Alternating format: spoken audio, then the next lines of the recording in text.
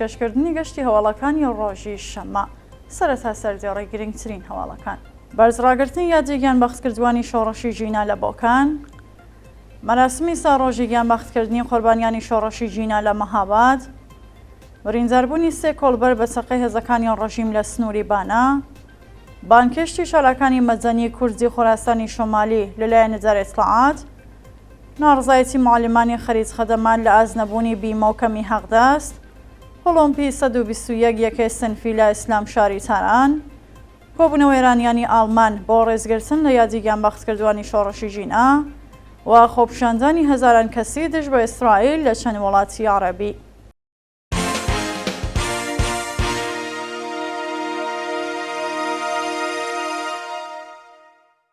درێژە هەواڵەکان بەرزڕاگرتن یادی گیانبەختکردوانی شۆڕەشی ژینا لە بۆکان. ڕۆژی هەینی 26 مانگی خەزەڵوەر بنەماڵەی گیانبەختکردوانی شۆڕەشی ژینا لە شاری بۆکان لە چەند مەراسمی جیاجیادا یادی ئازیزانیان بەرزڕاگرت. بەپێی راپۆرتەکان بنەماڵەی گیانبەختکردوان هیوا جانجان، ئەمجەد عنایەتی و هەژار مامخۆسرەوی بەهۆی گوشارەکانی ئیدارەی دەسەڵاتی بۆکان ناچار بوون مەراسمی ساڕۆژی گیانبەختکردنی ڕۆڵەکانیان لە ماڵەوە بگرن. دایکانی دادخواز ڕایانگەیاند ڕێگەی ڕۆڵەکانیان درێژە ئەدەن و تا ئەو ڕۆژەی تاوانباران سزا نەدرێن واز لە داخوازی خوێنی بە ناحەق ڕێژاوی ڕۆڵەکانیان ناهێنن. مەراسمی ساڕۆژی گیانبەختکردنی قوربانیانی شۆڕەشی ژینا لە مەهاباد. ڕۆژی هەینی 26 خەزەڵوەر بنەماڵەی کۆمەڵێک لە گیانبەختکردوانی شۆڕەشی ژینا لە شاری مەهاباد هاوکات لەگەڵ ساڕۆژی کوژرانی ڕۆڵەکانیان لەلایەن کۆماری ئیسلامیەوە لەسەر مەزارەکانیان کۆبوونەوە. بەپێی راپۆرتەکان مەراسمی ساڕۆژی گیانبەختکردنی مێهران ڕەحمانی لە گوندی قاڵۆی زەندانی سەر بە شاری مەهاباد بە بەشداری بنەماڵە و کۆمەڵێک لە خەڵکی ئازادیخوازی ئەو شارە بەڕێوەچوو. هەروەها مەراسمی بەرزڕاگرتنی یادی دکتۆر ئازاد حسێنپوری لەسەر مەزاری لە گۆڕستانی بۆداغ سوڵتانی مەهاباد بە بەشداری بنەماڵە و خەڵکی شۆڕەشگیری ئەو شارە بەڕێوەچوو ئامادەبووان پەیمانیان لەگەڵ هاوسەکانی نوێ کردەوە. برینداربوونی سێ کۆڵبەر بە چەقەی هێزەکانی ڕژیم لە سنووری بانە. شەوی هەینی 26 مانگی خەزەڵوەر سێ کۆڵبەر بە ناوەکانی فەرزاد حسێنی تەمەن 17 ساڵ، حامێد محەممەد زادە تەمەن 22 ساڵ و سۆلەیمان ئەمینی تەمەن 28 ساڵ بە چەقەی سەرکوزگەرانی کۆماری ئیسلامی لە سنووری هەنگەوژاڵی بانە بریندار بوون. بەپێی راپۆرتی گەیشتوو بە کۆڵبەر نیوز شەوی هەینی کۆمەڵێک کۆڵبەر لە سنووری هەنگەوژاڵی بانە کەوتنە بۆ سێ هێزەکانی ڕژیم و سێ کۆڵبەر بە ناوەکانی فەرزاد حسێنی تەمەن 17 ساڵ خەڵکی گوندی ئاڵیاری سەر بە شاری سەقز، حامێد محەممەد زادە خەڵکی بانە و سولەیمان ئەمینی تەمەن 28 ساڵ و خەڵکی بانە بە سەختی بریندار و ڕەوانەیە نەخۆشخانەکران. سەپاندنی سزای زیندان بەسەر خەبات دێهدار چالاکی کرێکاری خەڵکی سنە. بەپێی راپۆرتەکان زانجگای انقلابی سنە لە ڕۆژانی ڕابردوودا سزای 1 ساڵ زیندانی تەعەلیقی بەسەر خەبات دێهدار چالاکی کرێکاری ئەو شارەدا سەپاندووە. خەبات دێهدار ڕۆژی 28 خەرمانانی ئەم ساڵ هاوڕێ لەگەڵ براکەی بە ناوی ڕامیار دێهدار لەلایەن هێزەکانی حکوومەتەوە دەست بەسەرکران. پاش 1 مانگ بەندکران ئەو دووبرایە لە ڕێکەوتی 28 ڕۆژبەری 1402 بە دانانی وەستێقە ئازادکران. شانی باسە و چالاکە کرێکاریە لە ڕەوتی بزوسنەوەی شۆڕەشی ژینا لە ساڵی ڕابردوو لەلایەن هێزە ئەمنیەکانەوە بانکێشکرا بوو. برینداربوونی بنەماڵەی دادخوازی خەدیرپور لە ڕۆژاوێکی هاتووچۆ لە مەهاباد. شەوی هەینی 26 مانگی خەزەڵوەر بەهۆی ڕۆژاوێکی هاتووچۆ لە شاری مەهاباد هاوسەر و کشی گیانبەختکردووی ڕێگەی ئازادی شەماڵ خەدیرپور بە سەختی بریندار بوون. جێگەی ئاماژەیە کە وردەکاری ڕووزاوەکە ئاشکرا نەکراوە، بەڵام سەنا کچی هەمیشە زیندوو شەماڵ خەدیرپور و ئارەزوو هاوژینی ئەو گیانبەختکردووە ڕەوانەی نەخۆشخانەکراون و باری تەندروستیان ناجێگیرە. لە هەواڵێکی دیکەدا چوار ئەنجامی بنەماڵەیەک دوو برا و هاوژینەکانیان لە ڕۆژاوێکی هاتووچوودا لە ملەی قۆشتی ورمێک گیانیان نەدەستاوە.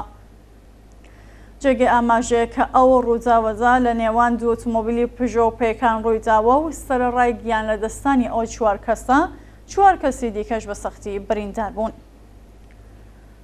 بانکشتی چالاکانی مەزەنی کورزی خۆراسانی شۆمالی لەلایەن نێزارەی ئیسلاحات لە ڕۆژانی ڕابردوودا ناوەندزانیەکانی ڕۆژیم لە پارێزگاکانی خۆراسانی باکوور و خۆراسانی ڕەزەوی سەبارەت بە پۆشینی جلی کوردی لە ڕێڕەسمەکاندا هۆشداریان داوەتە بەشداربوانی مەراسمەکان و کۆمەڵێک هونەرمەند و چالاکی مەزەنی بانکشتی ئیدارەی ئیسلاحات کراون.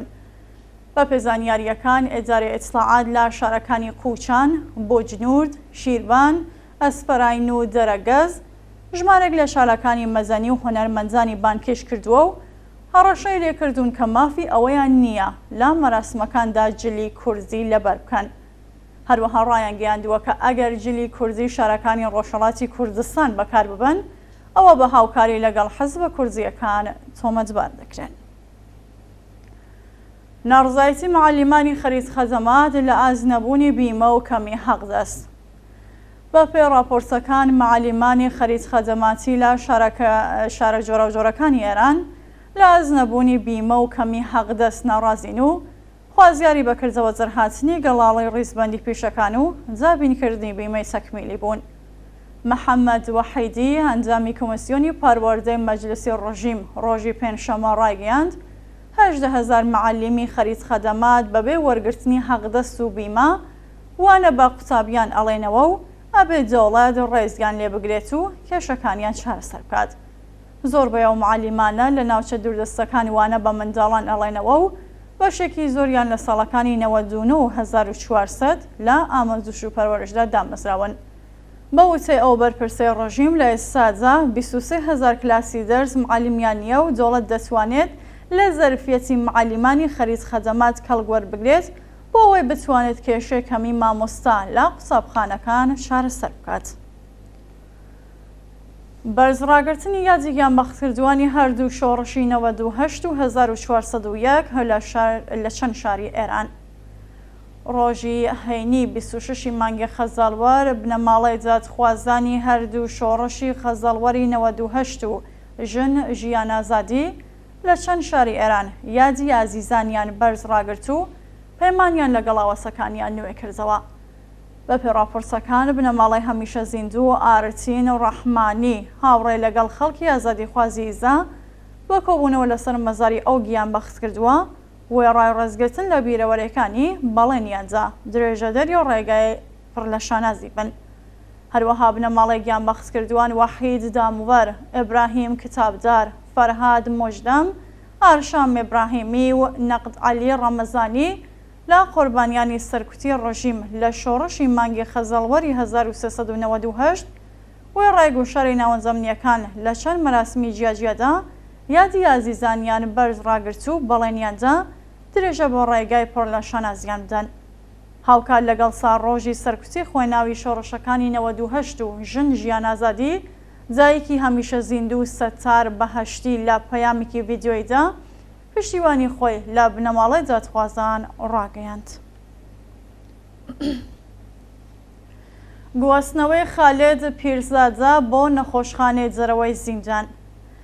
بە پێی راپۆرتی ناوەندەکانی مافی مرۆڤ بە ڕۆژی سێشەممە 23 خەزاڵوەری 1402 باری تەندروستی خالێد پیرزادە بەندکراوی سیاسی ڕاگیرا و لە زیندانی ئێڤین تێکچووە و ڕەوانەی نەخۆشخانەی حەکیمی تاران کرا.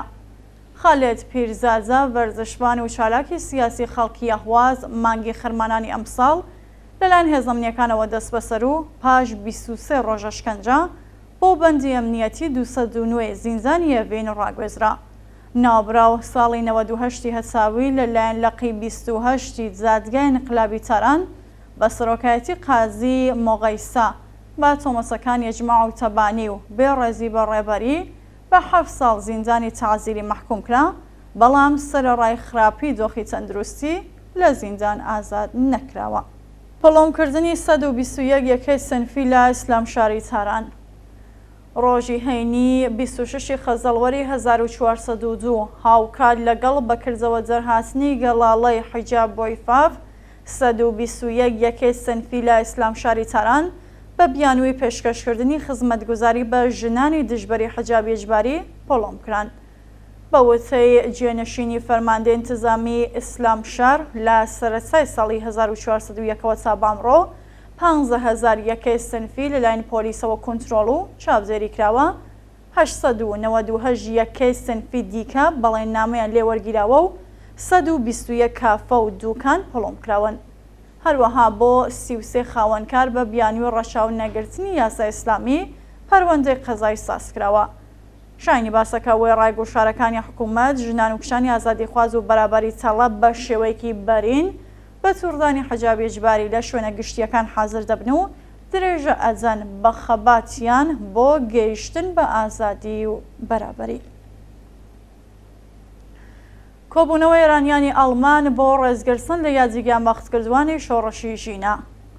ڕۆژی هەینی 26 مانگی خەزەڵوەر کۆمەڵێک لە ئێرانیانی ئازادیخوازی دانیشتووی ئەڵمان لە کۆبوونەوەیەکدا یادیگیان بەختکردوانی هەردوو شۆڕەشی 98 و ژن ژیان ئازادیان بەرز نرخاند. بە پێی راپۆرسەکان ئێرانیانی ئازادیخواز لە شاری کۆڵنی ئەڵمان کۆبوونەوە و بەدەستەوە گرتنی وێنەی قوربانیانی هەردوو شۆڕەشی ژینە و خەزەڵوەری 98 دژ بە کۆماری ئیسلامی دروشمان بەرزکردەوە و ڕێزیان لە یادی سەواوی قوربانیانی سەرکوتی ڕژیم لە 44 ساڵی ڕابردوودا گرت. دووە هەواڵ خۆپیشاندانی هەزاران کەسی دژ بە ئیسرائیل لە چەند وڵاتی عەرەبی. ڕۆژی هەینی 26 خەزەڵوەری 1402 هەزاران کەس لە چەند وڵاتی عەرەبی دژ بە ژینۆسایدی خەڵکی فەلەستین لەلایەن دەوڵەتی فاشیستی ئیسرائیل خۆپیشاندانیان کرد. بە پێی راپۆرسەکان خۆپیشاندەران لە وڵاتانی ئۆردۆن، قەتەر، لۆبنان و تونس دژ بە هێرشەکانی ئیسرائیل بۆ سەرکەرتی غەزە و گیانەدەستانی هەزاران کەس ڕۆژانە سەر شەقام و خوازیاری ڕاگررتنی شەڕ و ڕاگەیاندنی ئاگربەست بوون. بە پێدیوانی زانیاریەکان ڕێژەی قوربانیانی هێرشەکانی ئیسرائیل بۆ سەر غەزە سنووری 12,000 تێپەڕاندووە و ئاماری بریندارەکانیش بۆ 32,000 هەڵکشاوە. بینەرانی خۆشەویست هەواڵەکانتان پێشکەشکرا هەر شاد و وەسپ.